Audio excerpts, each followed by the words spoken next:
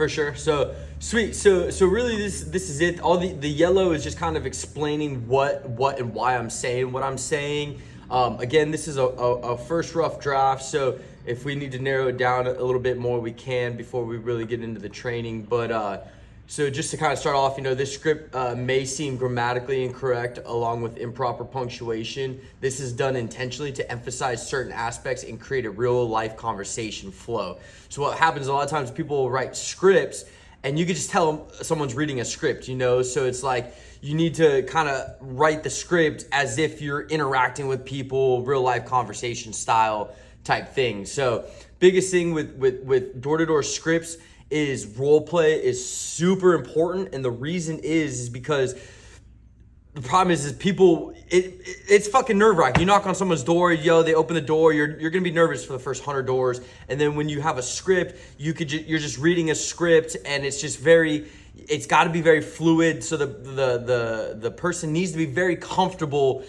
knowing the script without having to think about it. So role play is very important to feel confident with the script and confident with it, where you don't have to stop and think about it and you sound like a freaking robot just reciting a script on the door. So we'll kind of start going through this. So really quick, people, when you knock on the door, they're going to be like, who are you? What do you want? Like this, that. So you need kind of a hook. You need to grab their attention really quick. So I'm just like, hi or hey, however you want to do it, hey, good afternoon, real quick. Been talking to several of your neighbors here in the area, and there seems to be one common issue going on. All right, and you'll kind of pause. So actually, I'm going to put right here. So you're going to put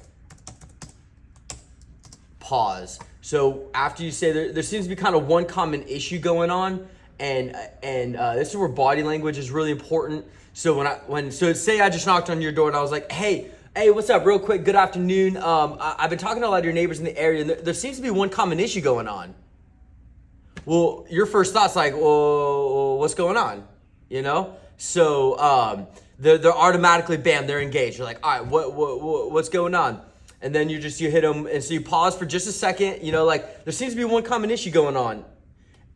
Everyone is busy and very limited on time. I know you're also busy, and my intentions are not to take too much of your time. And all right, so that's kind of like the initial hook, just like, hey, look, you talk to everyone, blah, blah, blah. Once you talk to certain people and you get like, this will be another training, but once you've like talked to a couple people that are really cool, you've gotten some people's names, be like, hey, I've been talking to a lot of your neighbors. I don't know if you know the Johnsons, about four doors down. They were telling me, and then you can actually start referencing actual physical people, which is super important as well. Okay. All right, this is an amazing neighborhood, and you have a lovely home. You can say lovely / beautiful. You have a lovely, beautiful home. I can tell you take great pride in everything you own. So I'm kind of creating this concept of like, hey, you take pride in your shit, right? Even if they don't, instantly they're gonna be like, yeah, this is a nice house. I do take pride in my shit, All right, and then this is really important. The reason, so this word is highlighted, bold, because you want to really emphasize that. So you take a lot of pride in everything you own. The reason I stopped by, because they want to know what the fuck you're doing there, so you want to emphasize. The reason I stopped by was I noticed an issue with your car. Have you seen your wheels? All right, and this is why I asked you to come up with something that's always just fucked up on a car, dirty, nasty, gross. Here, I put scratch. If you notice a scratch when walking up to the door, the rep should be walking up to the door, looking at the car, like trying to find something to point out about the car. And then, hey, actually just had a thought right now, literally as I was doing this. But if I were you, I would partner with not partner, but just make friends with a glass company in case you happen to roll up on a house that has a cracked windshield. Bam, dude, we're gonna detail your car. My boy does the glass. Fixes glass windows. You may or may not ever use them, but the one or two times you do, hey, it's just good to have that connection. Like, hey, I'll help you get your glass fixed. In return, we'll detail your car for you. Literally just thought of that right here. So so if you find a scratch or something like that, so you say, have you seen your wheels, or have you noticed this fat scratch across your bumper with the dent? Even a dent guy now, get a guy that's good on dents. Any way you can help restore their car back to life. So a dent removal guy, a glass repair guy, and then just make it sound like, yo, I got a guy that can fix this for you, you know, so you sound more like complete. All right, and then this is where you pull them outside. You got to get them out of the doorway. So when I sold TV, the whole point was to get inside the house or get onto the patio, sitting on the furniture. You got to get them out of the doorway, because as long as they're standing in the doorway, they're in a closed off no position. So you need to get them out of the doorway. So yeah, so I stopped by. I noticed an issue with your car. Have you seen your wheels recently? All right, here, come check it out. And then you kind of motion to them like, here, come check it out. And then you just kind of turn and start walking towards the car. You get them to walk alongside of you. And at some point in this is when you say, hey, I'm Justin, by the way, what's your name? And you shake their hand. Or if you say, hey, let's go check it out, and you kind of start going and their body language is not about it, you just turn around real quick. Hey, I'm Justin, by the way, what was your name? Sweet, awesome. Hey, let's go check this out. I want to show you this really quick. And then they do like a finger test on the rims or wheels, or talk about how bad the grease buildup is, or I don't know if you get salt in the air. Be like, look, if the rims are reaching this point, you know, I would come up with some shit like, hey, or you know, you're not right near the ocean. So, yeah. So anyways, so boom, what's your name? All right, so now this is where they go over. It says, you know, shows clients grind, build up on wheels. Wheel may have to have a variable conversation at this point. This part you can't really script. You know, it's just kind of like, hey, I'm talking to the customer. I'm showing them the scratch. I'm showing them the dirt. I'm showing them the broken glass. You're just showing them whatever and having a casual conversation. Once you feel like that conversation's kind of either reaching a lull or you've reached the point where you're ready to go on, okay? So this is not necessarily your pitch, but this is your value add. This is what you're offer. This is kind of like what your offer is, not your actual product. So this is kind of a transition to the pitch. All right. So again, I know you're very busy, and the last thing you want to do is sit at a detail center and wait to have your car detailed, right? All right. The reason why I put that as a question, I say head nodding. So there's a Scientology behind this, but when people mimic what you do. So if you ever notice a really good sales guy, and even Big Brother Dave, if you went to the sales class, he's always like, when he does his smile, he's nodding his head up and down. Because what that does is that when you nod your head up and down, the customer will start nodding their head up and down with you, and they'll just agree with you. So this is really important right here. So again, I know you're very busy, and the last thing you want to do is sit at a detail center and wait for your car to get detailed, right? You know, and you're kind of turning your head like, right, you know, and they're like, yeah, I don't want to wait for that shit. Cool. Perfect. All right. So you get them to kind of agree with you. Last thing you want to do is sit there with your car getting detailed, right? And they're like, yeah, that shit sucks. But like, perfect. That's exactly what I fix.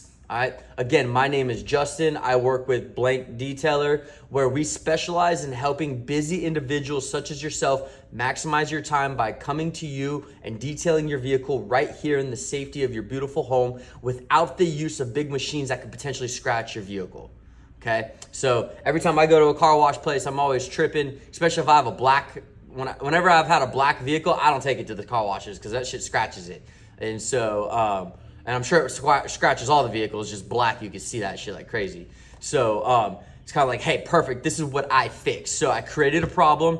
Your car is dirty. You don't like sitting at the detail center. That's exactly what I fixed. That's what I'm here to do, blah, blah, blah. All right. So that's the transition. So now here is where you start leading into the pitch here. So right now we're running an amazing summer special on monthly subscriptions. Let me ask you this. How many cars do you have right now that would benefit from this service? Okay. So I'm not asking them if they want to do it. I'm not asking them any of this shit. How many cars do you have that would benefit from this service? All right. And then, cause right now, if they even start thinking, if they even give you an answer, oh baby, you're getting close to a sale. You know, they're thinking about it. They're like, okay, well, I got my car, I got my wife's car or my husband's car, depending who you're talking to, yada, yada, yada. So bam, you get their gears thinking, all right. So perfect. All right, so they say, honestly, you know, both our cars would benefit from this. Perfect. So here's what we're going to do. All right, so right here I use ownership language. So this is when I say perfect. This is what we're going to do. Not perfect, this is what we can do, or perfect, if you would like, we can do this. It's like, no, perfect, this is what we're gonna do, okay? It's called ownership language. All right, so this is where you hit them with the offer, you tell them what package you will put them on, and then hit them with the price. As soon as you hit them with the price, you need to immediately roll into the close. So as soon as the price is put out there, instantly need to be asking for their business. All right, so perfect. So here's what we're going to do. Here is the offer, and this is going to run you X per month. So this is where you kind of need to just fill in the blank, like, okay, we're running a summer special right now where it's, wash one, get one half off, or, get 2 cars for the price of one, or whatever your offer is going to be. And all right, and then you say, all right, cool. So right now we're running a summer special where we do 2 cars twice a month, so bi-weekly, $500 a pop, so it's gonna run you $1,000. What's a good email address we can get the scheduling link over to you? All right, so you notice how I said, it's gonna cost you $1,000, and then immediately, what's a good email address we can get the scheduling link over to you, okay? So Big Brother Dave's always joking around, and he asks for, so would you like to put it on debit, credit, Amex, or MasterCard, and I'll talk about this in a second, but I like to do escalation of info. So an email address, you're asking them to commit, but you're not asking them to commit with very pertinent information, okay? You're asking them to commit with a low entry level, what's your email, all right? So I put here, this is very important. When the rep says this, all right, he needs to immediately look down at his iPad, which I recommend using. I recommend the guy using an iPad and having, some kind of form that you fill out. All right, and it's very important that he does not look up until the customer gives him the email or hits him with an objection. It is a waiting game. He who speaks first loses. So as soon as he gives the price, be like, all right, cool. So we're gonna run this special. It's gonna cost you $1,000 a month, or $750 a month, whatever the fucking price is. All right, it's gonna run you $750 a month. Awesome. All we need is what's a good email address to get the scheduling link over to you. Okay. Then your he'll immediately look down at his iPad and wait for them to give him the email address. He will not look up, will not make eye contact, will not look at the fucking customer until the customer either just gives him the email, which he'll start typing in, or they give him some kind of objection, at which point he'll look up, and we'll go over objections a little later. He'll look up, he will overcome the objection, and then immediately, okay, perfect. Oh, you don't know if your husband will like it? Awesome. Yeah, no sweat. I get that a lot. Honestly, this is a great gift. I'm sure you guys, when's your anniversary? Awesome. This is a great anniversary gift. It's going to be a clean, detailed vehicle. Honestly, he's probably going to thank you for taking this time off his back. You might even get a little lucky tonight. Anyways, what was a good email address to put that on? Okay, so I immediately overcame their objection, and then without hesitation, as soon as I felt like I'd overcome the objection, without pausing, immediately, perfect. So what was that email address? And then you're looking back down, waiting for them to either give you the email address, coming up with another objection, or telling you just to straight fuck off. All right. So that's very important, and I'll go over all that with your rep too. So yes. All right. So then after he who speaks first loses, all right, you will then proceed to ask for the first name, last name, phone number, and whatever info you need to fill out your forms. This is what I call escalation of personal info. So we're going from email address to name to phone numbers, all right? The phone number is probably the most personal thing. So if you get the email address, you get the name, they're gonna give you the phone number. It's very important you keep rolling with it, no hesitation. If you hesitate, the customer hesitates. So yeah, so all right, cool. Then what was your first name, your last name? The best way to ask for that is remember the customer's name, John. All right, John, so I got your name, John. John, what's your last name? Perfect. And then what's the best contact number for you? Perfect. All right. And then you're saying perfect after everything, all right, last name, perfect. All right, and the best contact number? Perfect. Okay. Then you need to, now this is where, so they've already pretty much, they're like 80% of the way, all right? Then you need them to commit. Best way to do this is with a credit card. Immediately after asking for the last bit of info, without hesitation, you need to ask for a credit or debit card to run a $1 hold to set up the subscription. I wouldn't recommend, you can do this however you want to do it. You can charge the customer right then and there, or you can, I recommend saying, hey, you won't be charged until then. But since you're selling, and again, I'm promoting some monthly subscriptions. You can do single washes. It really just comes down to what you want to offer. Have multiple offers, so your initial pitch is a monthly subscription. But if that doesn't close out, well then, have a contingency like, all right, cool. Well, I'll tell you what, your cars are pretty dirty. Let's build some trust. How about we do a single wash? We'll wash one car at full price and do the other one half off, since we'll be right here. We'll plan a day where when they're both parked here, and we'll get you taken care of.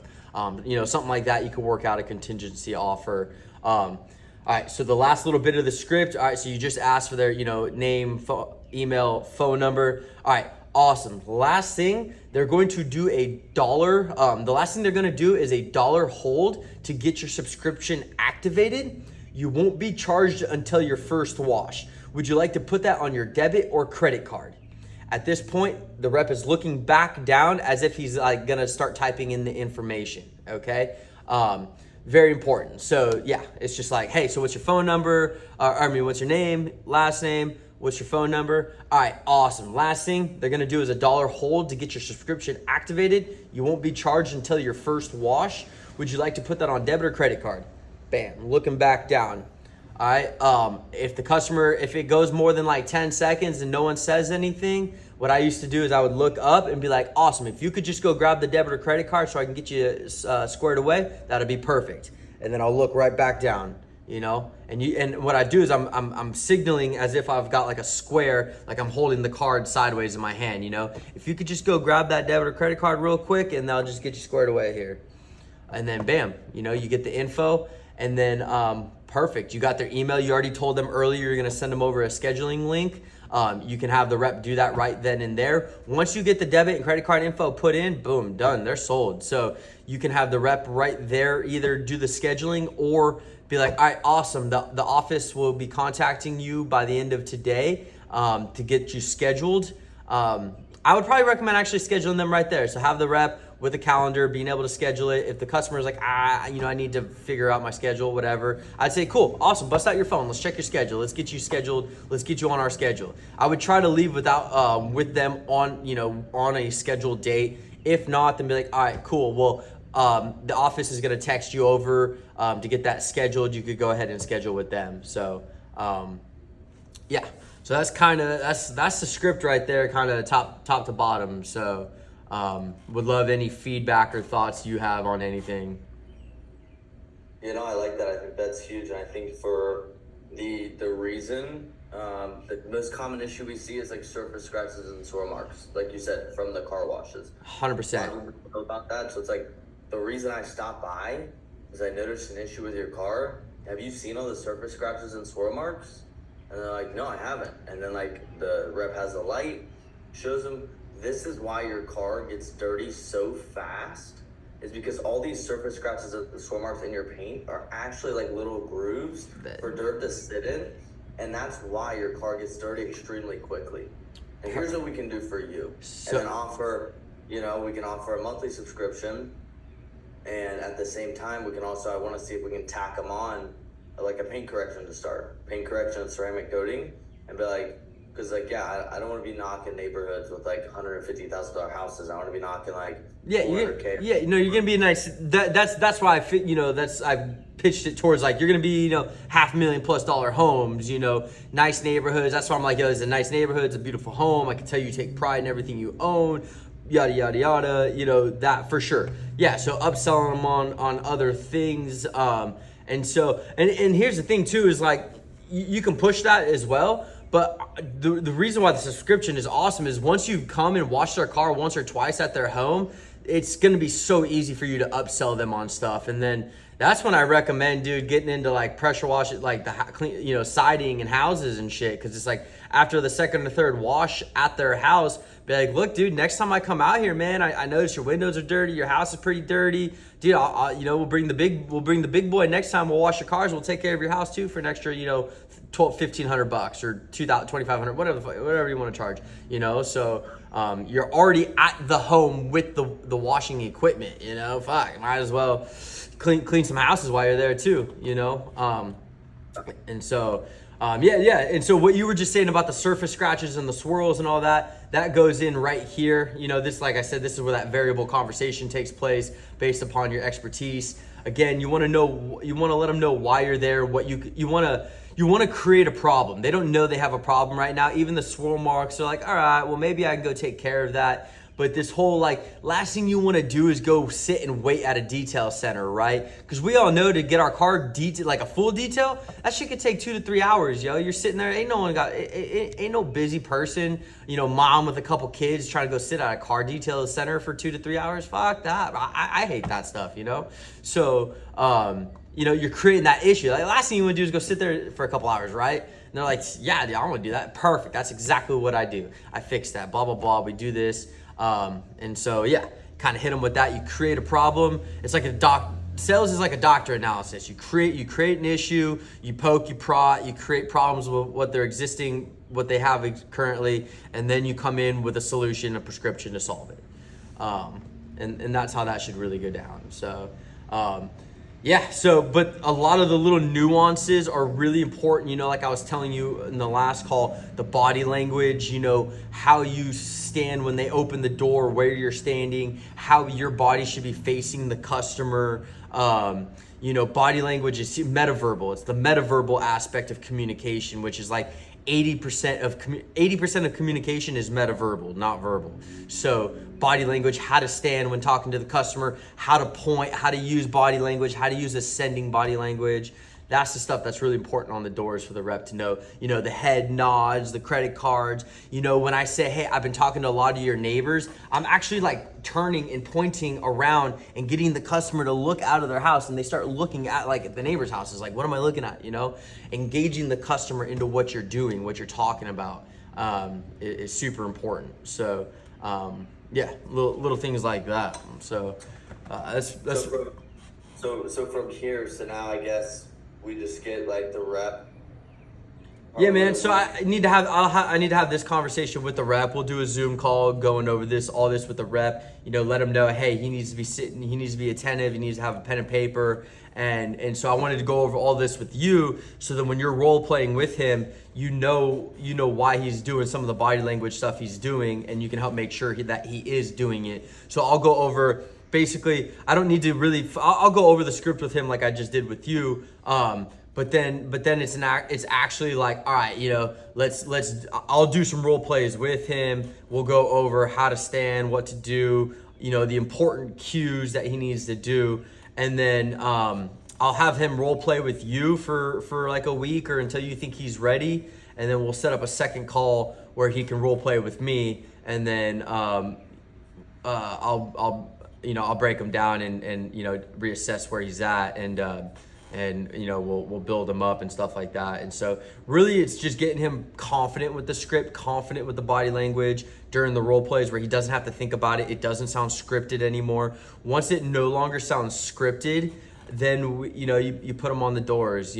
Maybe put him in the I know you want to target the $500,000 houses. Those people are going to be tough. So maybe for the first 1 to 200 doors, throw him in like a $300,000 neighborhood. Let him build his confidence up a little bit, because $500,000 plus homes are, they're no shit. They're business. But I think this is a kind of product where if you do it right, you pitch it right, you can really add some value. And again, I recommend door hangers. Like I said before, you could go to like a Alpha Graphics or any kind of shop that makes flyers and tell them you want some door hangers. It has your logos and what you do, and then at the bottom has at least 3 or 4 lines where the rep can make notes on it. So if he goes up to a house, knocks on the door, and nobody answers, if there's a car in the driveway or something, he can write like, hey, notice some scratches and swirl marks and grime build up. Here's what we do. Feel free to give us a call. And what you do is you drop off the door hanger, and then they may not call you, but they've at least seen you. So then if you reroute through that neighborhood again to go get all we call them the not homes, then when you do finally catch them home, they're going to be like, oh, yeah, I remember you guys. You guys left the door hanger. I've been meaning to call you. cool. And then bam, you hit them with, hey, well, you don't have to call us now because we're here. And then who knows, maybe one or two will call you out of every 100 door hangers you put up. So highly recommend, if your guy's already knocking, slap a door hanger. And then are you planning on getting any kind of like management software, CRM or anything like that? So right now we have to go high level. Well, we use for door knocking's a little like, they have like, it's called the one I used to use was called Sales Rabbit. You could probably get it for like $20 a month. And I recommend looking into it's a door knocking CRM. So basically what it is Sales Rabbit's dope. You open up the app and it's almost like Google Maps, but it's got all the houses, but then it's got it to where you can drop certain pins. So it's got like not home pins, go back pins, straight no pins. It's got different pins for different things. So like say I knocked on the door and they're not home. Cool, I put a not home pin, and then say for some reason this house just looked juicy. It was just like, man, the car, they had a nice home, nice car, but it had a fat scratch on it. Like, this person's a fucking sale if I could get back. So I'll put the not home, I'll drop a go back on there, a GB, a go back pin, and then I'll drop in the notes like had the BMW 5 Series, fat scratch on back bumper. They weren't home, but I'm gonna come back and close this ass. So, what you do is you go through, you work a neighborhood all day, and believe it or not, dude, there's so many people home. You'd be like, oh, people are working or whatever. Dude, surprisingly enough, there's so many people home. And so you knock on the door and you go through the neighborhood until 5 o'clock. And then at 5 o'clock, you go back through the neighborhood and you go to all the homes that were not home. So you go back onto, all right, this home was not home, not home, not home, not home. And then you go back to all the not homes so you can actually clean out the street. So you're maximizing your neighborhoods and shit. Cause, you have one or two guys knocking a whole city. You have plenty of neighborhood, but we used to come into towns of 20 reps and just fuck a town up, So like we'd run out of neighborhoods real quick. So we had to be very efficient at tracking the doors, maximizing all the doors that everyone was talked to. So I would recommend that. Sales Rabbit's what I have experience with. I'm sure there's other ones you can get for like, $20 a month, but super important to have a software like that. And then just create like a lead form, just some kind of lead form for the rep to fill out. And then, a form that also collects the debit and credit card information. And then, yeah, man, that's where we're at with that. So, you just let me know. I could probably jump on a call either later this week with the rep or reps. I think you said you had one, maybe two, and kind of just have the same call with them. So. Is that the soonest that you have available is later this week? Let me get back to you. I might even be free a little bit tomorrow. I might have some time tomorrow afternoon. I could probably do tomorrow afternoon for you. Yeah, just let me know the soonest that you got, because I just want to go ahead and get him.